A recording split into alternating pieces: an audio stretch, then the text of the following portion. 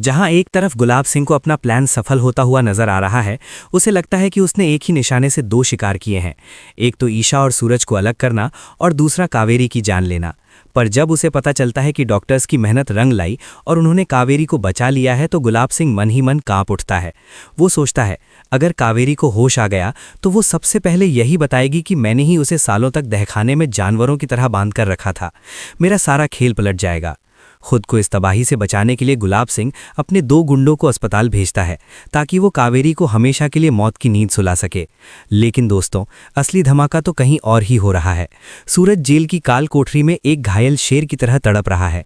उसे अनिल की बातें सुनकर ये तो समझ आ गया है कि अब ईशा उसे खूनी मानती है और उसकी एक नहीं सुनेगी, और सारा सच सिर्फ और सिर्फ कावेरी जी ही जानती हैं और वही ईशा को सब कुछ समझा सकती हैं। अपना सच ईशा तक पहुंचाने के लिए सूरज एक बहुत बड़ा और खतरनाक कदम उठाता है। सूरज अपनी पूरी ताकत लगाकर लॉकअप के पहरेदार को चकमा देता है, उसे बेहोश करता है और पुलिस स्टेशन से फरार हो जाता है। सूरज पुलिस की नज़रों से बचते हुए सीधे अस्पताल पहुंचता है, लेकिन जैसे ही वो आईसीयू रूम के बाहर पहुंचता है, उसके होश उड़ जाते हैं। वो देखता है कि वार्ड बॉय की ड्रेस पहने हुए दो गुंडे कावेरी के कमरे में घुसे हुए हैं और उनका ऑक्सीजन पाइप निकाल चुके हैं। कावेरी की हार्टबीट मशीन तेज तेज बीप कर रही है। ये देखकर सूरज का गुंडा अवतार वापस जाग उठता है।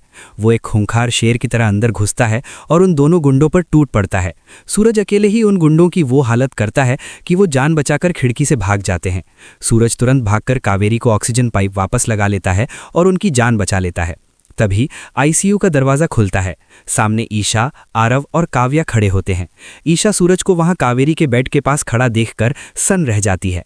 ईशा को लगता है कि सूरज जेल से भागकर उसकी मां का काम तमाम करने आया है।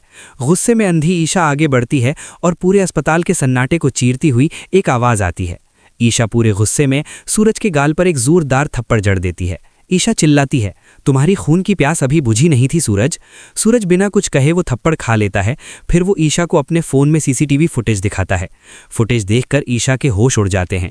उसमें साफ दिख रहा है कि दो गुंडे कावेरी को मारने आए थे और सूरज ने अपनी जान पर खेलकर उन्हें बचाया है। ईशा को अपनी गलती का एहसास होता है।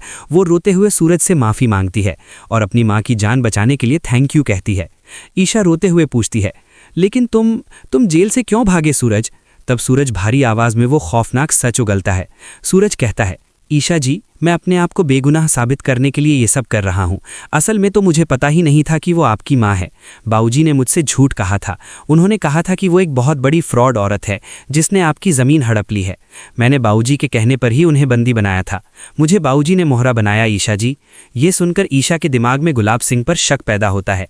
उसे लगता है कि सूरज उसकी माँ को मारने कोई गुंडे तो नहीं भेजेगा, तो कोई और ही है जो उसकी माँ की जान के पीछे पड़ा है। दोस्तों, सूरज ने कावेरी की जान तो बचा ली, लेकिन डॉक्टर बताते हैं कि पिछले हमले के डर और सदमे की वजह से कावेरी गहरे कोमा में चली गई है, जिस बात को सुनकर सभी के होश उड़ जाते हैं। कुछ घंटों बाद जब कावेरी की हालत थोड़ी नॉर्मल होती है तो डॉक्टर उन्हें डिस्चार्ज कर देते हैं और कहते हैं कि इन्हें घर ले जाइए, पुरानी बातें याद दिलाइए, ये जल्द कोमा से बाहर आ जाएंगे। ईशा भारी मन से अपनी माँ को व्हीलचेयर पर बिठाकर अस्पताल से बाहर ला रही होती है। सूरज, आरव और काव्या भी साथ होते हैं, लेकिन कहानी का सबसे बड़ा, सबसे शॉकिंग और रोंगटे खड़े कर देने वाला ट्विस्ट तब आता है जब सामने से अचानक गुलाब सिंह चला आ रहा होता है, ये देखने कि उसके गुंडों ने कावेरी का काम तमाम किया या नहीं। गुलाब सिंह चेहरे पर एक झूठी स्माइल लिए कावेरी की तरफ बढ़ता है, लेकिन दोस्तों, जैसे ही कोमा में बैठी कावेरी की नज़र गुलाब सिंह के चेहरे पर पड़ती है, उसकी आंखें डर के मारे फटी की फटी रह जाती हैं। कावेरी जोर से चीखती है और अगले ही सेकंड वो डर के मारे व्हीलचेयर पर ही बेहोश हो जाती है। ये खौफनाक नज़ारा देखकर ईशा, आरव, काव्या और सूरज के पैरों तले जमीन खिसक जाती है। पूरे अस्पताल में सन्नाटा छा जाता है। सब शॉक्ड होकर एक दूसरे को देखते हैं। अब ईशा के मन में एक बहुत बड़ा सवाल खड़ा हो गया है। आखिर पापा को देखकर माँ को अचानक इतना भयंकर पैनिक अटैक क्यों आया? क्या माँ पापा से डरती हैं? क्या सूरज जो कह रहा था वो सच है? दोस्तों, अब ईशा का शक पूरी तरह से गुलाब सिंह पर चला गया है। आरव और काव्या भी गुलाब सिंह को शक की नज़रों से देख रहे हैं। अब देखना बहुत ही इंटरेस्टिंग होगा कि ईशा अपने पिता का असली और खूनी सच कैसे बाहर लाएगी, और क्या गुलाब सिंह अपनी इस गलती को छुपाने के लिए कोई नया घिनौना खेल खेलेगा। कहानी अब एक ऐसे मोड़ पर है जहां से पीछे लौटना नामुमकिन है। आपको क्या लगता है, गुलाब सिंह का क्या अंजाम होना चाहिए?